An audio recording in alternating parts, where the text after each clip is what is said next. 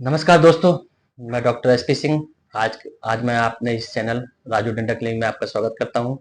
देखिए, हम लोग क्या होता है कि जो काम डेली करते हैं, आप देखेंगे हम लोग बहुत पहले से देख रहे हैं कि हमारे मम्मी पापा ने कहा या हम अपने बच्चों को कह देते हैं कि ब्रश लो, ब्रश करो। बहुत से लोग करते हैं, हम लोग भी करते हैं, सब लोग करते हैं ब्रश। लेकिन क्या है, सही तरीके से नहीं करते। तो कई बार पेशेंट आता है कि डॉक्टर साहब मैं सुबह शाम ब्रश कर रहा हूँ, फिर भी मेरे दांत खराब हो गए। तो उसका देखिए क्या है, ब्रश करने का तरीका। आप अगर गलत तरीके से ब्रश करेंगे तो आपको क्या होगा कि आपके एक तो मसूड़े कट जाएंगे, दांत कट जाएंगे, फिर आप बोलोगे मैं ब्रश तो 2 बार करता रहा लेकिन तब भी मेरे दांत खराब हो गए। तो आज मैं आपको बताऊंगा कि आपको ब्रश कैसे करना है और ब्रश का सही तरीका क्या है, ये आपको बताऊंगा। आप इसको बिल्कुल अपने बच्चों को बताएं कैसे हमको ब्रश करना है, और कैसे इस वीडियो को देख के उनको बताएं। देखिए, आप इससे तो सब लोग जानते होंगे। देखिए, ये है टूथब्रश। अब टूथब्रश भी बहुत इंपॉर्टेंट होती है, कैसे कैसे हमको टूथब्रश को सिलेक्ट करना है। देखिए, जब भी आप ब्रश लें तो ब्रश क्या है, सॉफ्ट होनी चाहिए। इसके ब्रिसल्स जो होते हैं वो सॉफ्ट होने चाहिए। ब्रश ज़्यादा लॉन्ग नहीं चाहिए। कोशिश करें कि ब्रश छोटा लें, जो 2 से 3 दांत ही कवर करे। छोटी ब्रश लें, और इसके ये जो रेशे होते हैं, आप अगर जो दांतों में से हम सफाई करते हैं, ये सॉफ्ट होने चाहिए। अगर आप बहुत हार्ड ब्रश लेंगे तो उससे क्या होगा, वो दांतों को काटती है। बहुत से आपने पेशेंट को देखा होगा कि बहुत जो देर तक ब्रश करते हैं, रगड़ रगड़ के ब्रश करते रहते हैं, तो उससे क्या होता है कि उनके दांत पीले हो जाते हैं। क्योंकि क्या होता है कि दांत के अंदर का जो दूसरा पार्ट होता है, डेंटिन जिसे हम बोलते हैं, वो येलो होता है। ऊपर का इनेमल तो व्हाइट होता है, लेकिन दांत का जो डेंटिन सेकेंड पार्ट होता है वो क्या होता है, येलो होता है। इसलिए हमको दांत हमारे पीले पीले लगने लगते हैं। तो ब्रश सॉफ्ट लीजिए। ब्रश को क्या करना है, हर 3 से 4 महीने में चेंज करना है। क्योंकि आप अगर ब्रश को बहुत देर तक रखे रहेंगे, इसी को यूज करते रहेंगे, तो इसके जो ये रेशे होते हैं ये टेढ़े हो जाते हैं। दूसरी चीज क्या होती है कि इसमें बैक्टीरिया जनरेट होने लगते हैं। तो फिर आपको ब्रश करने का बहुत फायदा नहीं मिलेगा। हमने देखा है बहुत से पेशेंट ऐसे रहते हैं कि जो कॉमन लोग रहते हैं, हम लोग ब्रश को क्या करते हैं, बाथरूम में ऐसे रख देते हैं। उससे क्या होता है कि जो भी बैक्टीरिया होते हैं इन्वायरमेंट के, वो भी इस पे जाके अटैक करते हैं, इसमें जनरेट होने लगते हैं। तो ब्रश का जब भी आप ब्रश लेके आते हो तो आप देखते हो उस पर कैप लगी रहती है। तो ब्रश को हमेशा जब ब्रश करने के बाद उसको अच्छे से पानी से धुल के उस कैप को लगा के इसको रखें। इससे क्या होगा, इसमें बैक्टीरिया वगैरह जनरेट नहीं हो पाएंगे। देखिए, ये दांत है। अगर आप देख रहे हो तो एक ये मेरे पास 32 डेंचर है, जिसके माध्यम से मैं आपको समझाऊंगा कि कैसे दांतों को साफ रखना है।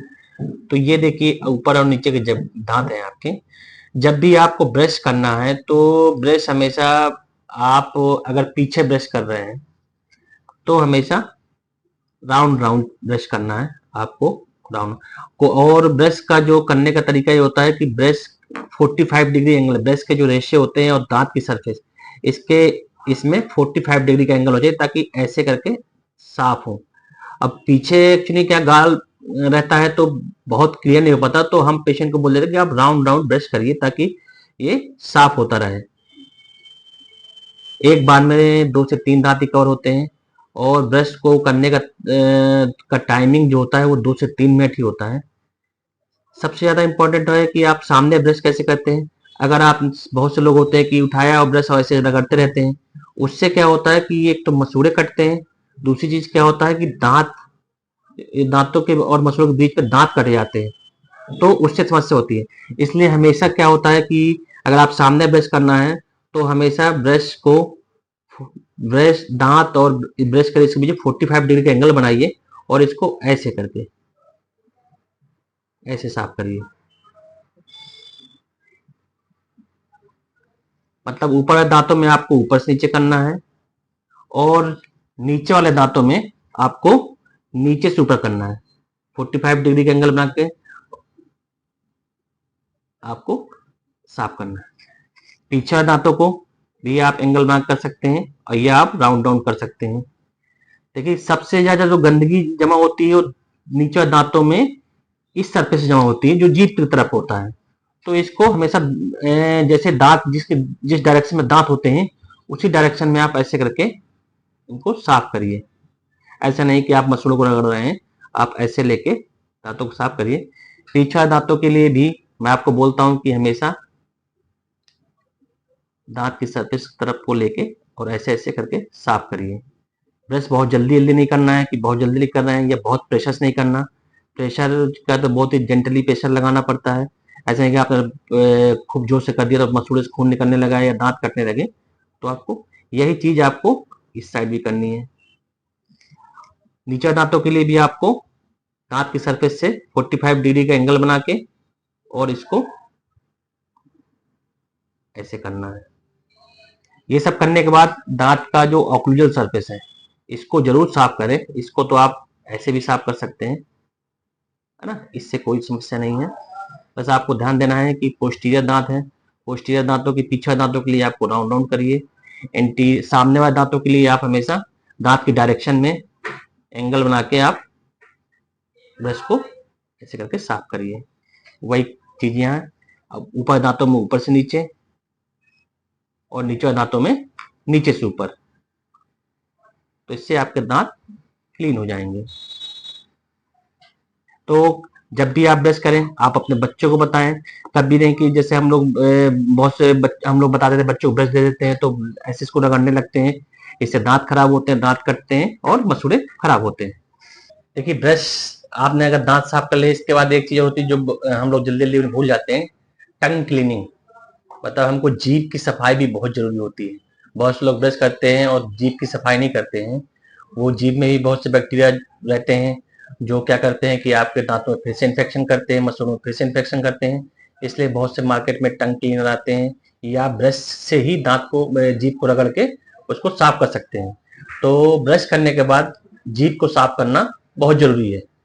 जीभ और साफ करने के बाद और ब्रश करने के बाद आप क्या करिए कि थोड़ा सा उंगली से लेके सारे मसूड़ों की मसाज करिए। गम मसाज बहुत इंपॉर्टेंट है। अगर मसूड़ों को हेल्दी रखना है, मसूड़ों को स्वस्थ रखना है, तो उसके लिए क्या है कि आप उंगली से ही उंगली को लेके सारे मसूड़ों में चारों तरफ घुमाइए।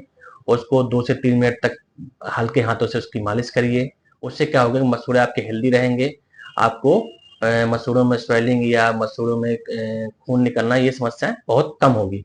आप जब भी ब्रश करिए, रात में खास तौर से ध्यान दीजिए, रात में आपको जब भी सोएं तो ब्रश करके सोएं। ब्रश करने के बाद आप हमेशा डेंटल फ्लॉस का यूज जरूर करें। उससे क्या होता है कि जो भी दो दांतों के बीच गंदगी फंसती है वो साफ हो जाती है और बैक्टीरिया जनरेट नहीं होते, आपके मसूड़ों में समस्या नहीं होती है। तो ब्रश करने के बाद रात में सोने से पहले आप हमेशा डेंटल फ्लॉस का यूज जरूर करें।